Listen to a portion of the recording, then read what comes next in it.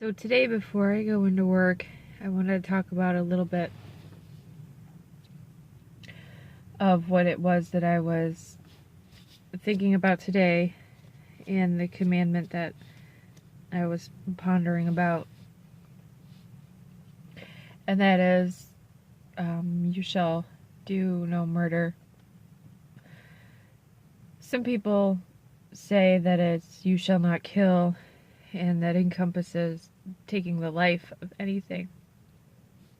And I certainly understand that, but I do think that it really should be you shall not murder, based on the fact that sometimes we accidentally kill something, or sometimes we have to kill somebody in order to preserve ourselves, our family, for protection, and that I don't think that we are supposed to just lay down and die. Maybe we are, but the fact is that sometimes in scripture you have God commanding people, for instance, the Israelites, to put the ban on a city and to destroy and kill not only the inhabitants but also the animals that belong to the inhabitants. And that is not murder, that is following instructions from God. So I think that there is a line drawn between the idea of killing and murdering. The fact that manslaughter is addressed in the Bible and having cities of refuge and everything show that God does in fact see it differently than the act of murder. And what does murder mean?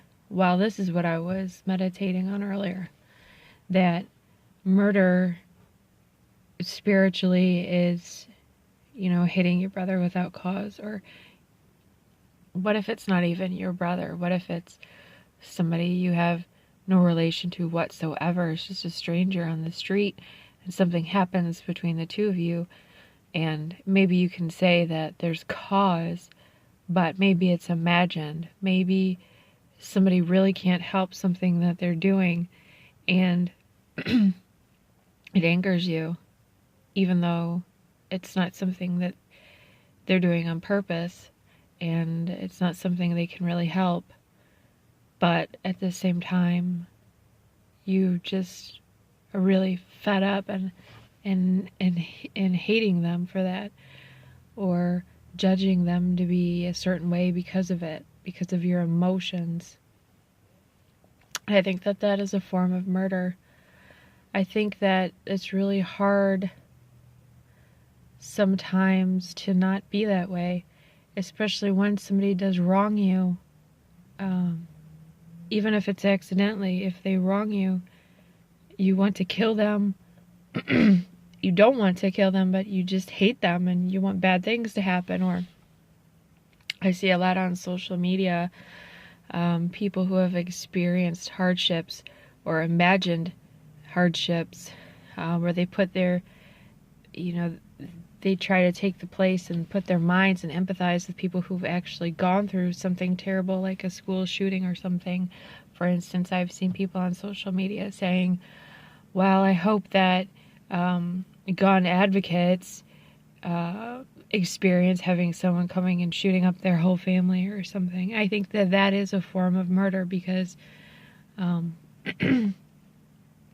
you're looking to feel hatred towards somebody to the point where, if it came down to it, you might actually fulfill the physical role of murdering somebody if you were put in the situation.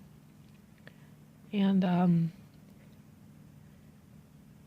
it's difficult to keep your emotions in check sometimes, especially something that's a powerful one, such as anger or hatred. Or how do you deal with people who oppose your way of living, your culture, your belief system?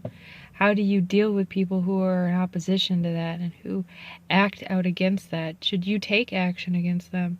Or should you just continue doing what you're doing? And that is taking action against them, but not in a way that would murder them. That is the question of the day. That is the commandment to think about today when I am going in here and I'm dealing with some pretty sick people, and they do things sometimes that you wonder, do they really need to do that? You know, if they live a certain way at home and then all of a sudden they come to a hospital and they're acting a completely different way, well, you judge them for it, be angry with them for it, call them a fool for it, or recognize that the best way to actually cure the entire issue is to share information and hopefully convert them to your way of thinking, especially if your way of thinking really is better. For instance, you can take care of yourself, you can move, your own body, you can, whatever it is, getting them in the mindset that actually coincides with yours, and they become a friend rather than this mental foe or this actual foe. And I think that sometimes this pray for your enemies thing, I think it would be a lot better for people to actually become a friend than to be a dead enemy.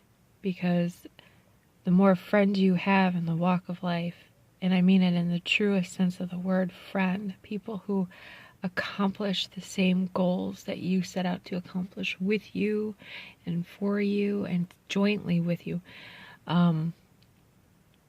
It's much better to have that than it is to have 1,000 dead people at your feet. To have one person fighting the good fight with you is better than having 1,000 dead people at your feet who aren't fighting at all, because there's always going to be people coming against you. And I think that praying for your enemies, I think it's a better way than wishing their demise.